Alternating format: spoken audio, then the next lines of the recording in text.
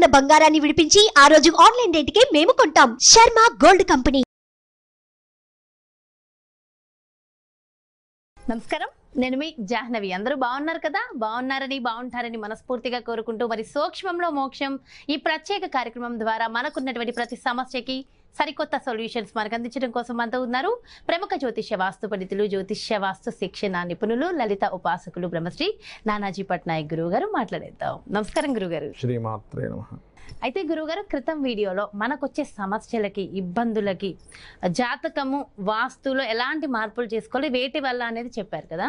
అయితే ఒక్కొక్కసారి సిచ్యువేషన్స్ ఎలా ఉంటాయంటే అటు జాతకం బాగానే ఉంటుంది, ఇటు వాస్తువు అంతా బాగానే ఉంటుంది, ఓవరాల్గా బాగుంది, కానీ సడన్గా తెలియని ఒక ఇబ్బంది మొదలవుతుంది. అది ఏంటి అనేది రీసెంట్గా కొంతమంది చెప్పినటువంటి ప్రాబ్లమ్స్లో ఒకటి, చాలామందిని చూడగా ఇంట్లో ఎవరైనా మరణిస్తారు అకాలంగా. అంటే పెద్దవాళ్ళే అయి ఉండొచ్చు, ఇంట్లోనే మరణించవచ్చు, వేరే వేరే ప్రదేశాల్లో కూడా ఎక్కడైనా సరే మన ఇంటికి సంబంధించిన వారు మరణించినప్పటి నుంచి కూడా ఒక్కొక్కసారి స్థితి బాగోదట. నిజంగానేనా? దానికి మరి అది ఎలా తెలుసుకోవాలి? దానికి పరిహారాలు ఏముంటాయంటారు? అది ఎలా అంటే అండి, ఇప్పుడు చూడండి, మనకి ఒక సామెత ఉంది, గొడ్డొచ్చిన వేళ బిడ్డొచ్చిన వేళ అని. కొంతమంది పిల్లలు పుట్టినప్పుడు కలిసి వస్తుంది, కొంతమందికి ఏదైనా గోవుని తెచ్చుకున్నప్పుడు కలిసి వస్తుంది, ఒక వెహికల్ కొనుక్కున్నప్పుడు కలిసి వస్తుంది. అట్లాగే వాళ్ళ జన్మజాతకంలో ఒక్కొక్క భావానికి సంబంధించిన ఒక్కొక్క గ్రహం ఉంటుంది. అది బాగా సపోర్టివ్గా స్ట్రాంగ్గా ఉండేటువంటి ప్లానెట్ తండ్రినో, తల్లినో, లేకపోతే తమ్ముళ్ళనో, లేకపోతే అన్నయ్యలనో, లేకపోతే జీవిత భాగస్వామినో, పిల్లలనో సూచిస్తూ ఉంటుంది.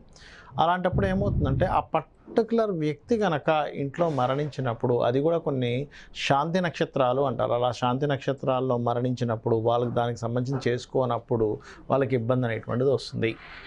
అంటే కొన్ని నక్షత్రాలకి ఏంటంటే వాళ్ళు ఇల్లు ఖాళీ చేయాలి 3 నెలలు 6 నెలలు. అంటే ఆ ఇంట్లో చనిపోతేనే, చనిపోకపోయినా ఆ ఇంట్లో చనిపోయినా ఆ ఇంట్లో ఉన్నప్పుడు చనిపోగా ఖాళీ కొన్నిటికి అన్నిటికీ కాదు ఉంటుంది. అలాంటప్పుడు ఖాళీ చేయకుండా అలాగే ఉండిపోయినా సరే ఒక్కోసారి ఇబ్బంది వస్తుంది. కొంతమందికి ఖాళీ చేసేటువంటి స్థితి ఉండదు. అలాంటప్పుడు వాళ్ళు ఏం చేస్తారంటే రోజు 11వ రోజు తర్వాత నుంచి రోజు దీపారాధన చేసుకోవడం, లలిత చేసుకోవడం చేస్తారు.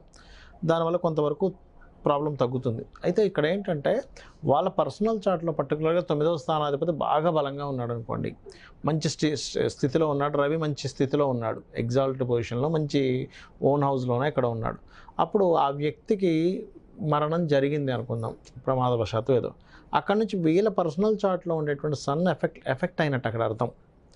ఆ రకంగా జరుగుతుంది. అది కారణం కొన్నిసార్లు. మరికొన్నిసార్లు ఏమవుతుందంటే, ఇప్పుడు ఒక వివాహం చేసుకుని వివాహం తర్వాత ఇబ్బంది అయింది అంటూ ఉంటారు. దానికి కారణం ఏమిటంటే వాళ్ళకి సప్తమ భావం ఉంటుంది. సప్తమ భావం మీద పాపగ్రహాల సంచారం జరిగేటప్పుడు, లేదా సప్తమాధిపతి మీద పాపగ్రహాల సంచారం జరిగేటప్పుడు, శుక్రుడి మీద ఏదైనా పాపగ్రహ సంచారం జరిగేటప్పుడు వివాహం చేస్తారు తెలుసుకోకుండా. అప్పుడేమవుద్ది, మీరు ఎప్పుడైతే 7th హౌస్ పాడై ఉందో ఆ టైంలో వివాహం చేసుకున్నారు, అక్కడ నుంచి ఇబ్బంది స్టార్ట్ అవుతుంది. ఇద్దరి మధ్యన గొడవలు రావడము, రకరకాల కోర్టు కేసులు, గొడవలు అవుతూ ఉంటాయి. అంతే తప్ప అమ్మాయిదో అబ్బాయిదో జాతకం ప్రాబ్లం కాదు. ఏంటంటే చాలామంది ఈ ముహూర్తం మంచిది అనుకుంటున్నాం, కానీ ముహూర్తం మంచిదనంత జాగ్రత్తగా మనం చూసుకుంటున్నామో ఈ సమయంలో వివాహం చేయకూడదని కూడా ఉంటుంది. అంటే ఎలా అంటే, ఇప్పుడు చూడండి, అన్ని వస్తువులు మనం తినం. మనకి బలాన్నిచ్చే వస్తువు తినడం ఎంత ముఖ్యమో, తెలుసుకోవడం ఎంత ముఖ్యమో, ఇది తినకూడదు, ఇది విషము, ఇది ఇబ్బంది ఇస్తుంది అనేటువంటిది కూడా తెలుసుకోవడం అంతే ముఖ్యం. ఎలాగో ఐరన్ డెఫిషియన్సీ, ఐరన్ బాగుంటది కానీ తెలియకుండా అదే తినేస్తూ ఉంటాం, దానివల్ల కూడా కాళ్ళ నొప్పులు వస్తాయి. తినడం వల్ల ఎలా అనారోగ్యం వస్తుందో, ఇప్పుడు తినాల్సింది తినకపోయినా పెద్ద ఇబ్బంది ఉండదు, కానీ తినకూడదు తింటే ఎలా అనారోగ్యం శరీరానికి వస్తుందో, ఎట్ ది సేమ్ టైం ఆ వ్యక్తి చేయకూడని సమయంలో కొన్ని పనులు చేస్తాడు. అంటే ఎలాగా, బిజినెస్ రిలేటెడ్ గ్రహం బుధుడు ఉన్నాడు, లేదా లాభాధిపతి, ధనాధిపతి, దానికి వ్యతిరేక ఫలితాలు వచ్చే మహాదశలు, అంతర్దశలు నడిచేటప్పుడు బిజినెస్ పెడతాడు, లేదా ఇన్వెస్ట్మెంట్స్ పెడతాడు. లేనట్లయితే విదేశాలకు వెళ్తాడు. విదేశాలకు వెళ్ళకూడని సమయాలు కొన్ని ఉంటాయి. అంటే 12వ స్థానం పాడైనటువంటి సమయంలో విదేశాలకు వెళ్తాడు. లేదా ఒక్కొక్కసారి ఏమవుతుంటుందంటే వారికి గృహ నిర్మాణం, కొంతమంది చూడండి, ఇల్లు స్టార్ట్ చేసామంటే అబ్బో చాలా ఇబ్బంది పడ్డామంటారు. మళ్ళీ దాన్ని ఎట్లా చూసుకుంటారంటే, అయ్యో ఇందులో ఏమైనా వాస్తు దోషం ఉందని ఆ వాస్తు ఎదుగుతూ ఉంటారు. అక్కడ వాస్తు దోషం ఉండదు. సమ్ టైమ్స్ ఇల్లు అంతా బాగానే ఉంది కదా అనుకుంటాం. వీళ్ళకి 4th హౌస్ ఏదైతే ఉందో, 4th హౌస్ వీళ్ళ పేరు మీద ఇల్లు కడితే బాగోదు. ఒక్కోసారి జీవిత భాగస్వామి పేరు మీదో, పిల్లల పేరు మీదో కట్టాలి. అయినట్లయితే వీళ్ళు తెలియక 4th హౌస్ పాడైనప్పుడు, 4th హౌస్కి పాజిటివ్ ఫలితాలు లేనప్పుడు ఇల్లు కడతారు తీసుకెళ్ళి. అప్పుడేమో ఆ ఇంట్లోకి వెళ్ళినప్పటి నుంచి ఇబ్బంది అనేది స్టార్ట్ అవుతూ ఉంటుంది. అంతే ఏమిటంటే, మనం ఏదైనా ఒక పని చేసేటప్పుడు ఆ యొక్క భావం ఏదైతే ఉందో, ఆ భావాధిపతి, ఆ భావం మీద ఉండేటువంటి గ్రహాల యొక్క పాజిటివ్ అండ్ నెగిటివ్ గ్రహాల యొక్క సంబంధం చూసుకొని ఆ యొక్క కార్యక్రమంలోకి మనం ఎంటర్ అవ్వాలి. అందుకే జ్యోతిష్ శాస్త్రంలో జాతకం చూసినప్పుడు చెప్తాం, ఏమంటే మీకు ఇక్కడ గృహయోగం బాగుంది అంటే ఆ టైంలో మీరు గృహం కొనుక్కుంటే అది బాగుంటుంది. ఈ టైంలో మీరు గృహం కొనుక్కోకండి, ఈ టైంలో ఇన్వెస్ట్మెంట్ చేయండి, ఈ నెలల్లో ఇన్వెస్ట్మెంట్ చేయండి, ఈ వారాల్లో ఇన్వెస్ట్మెంట్ చేయండి స్పెసిఫిక్గా జ్యోతిష్ శాస్త్రంలో ఉంటుంది. అవి తప్పడం వల్ల కూడా మనిషి ఇబ్బంది పడుతూ ఉంటాడు.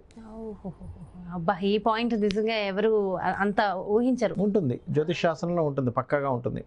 ఇప్పుడు ఒకవేళ ఒక్కొక్కసారి ఏమవుతుందంటే కొన్ని కేసెస్లో తీసేసుకున్నాక ఇబ్బంది పడ్డాక చూపించుకుంటారు, అరే మీరు ఈ టైంలో కొనుక్కోకూడదు కదమ్మా, ఎందుకు కొనుక్కున్నారంటే అదేనండి మాకు ముందు నుంచే సిమ్టమ్స్. అయితే ఇలాంటివి జరిగేటప్పుడు అమ్మవారు కొన్ని సిమ్టమ్స్ చెప్తూ ఉంటుంది.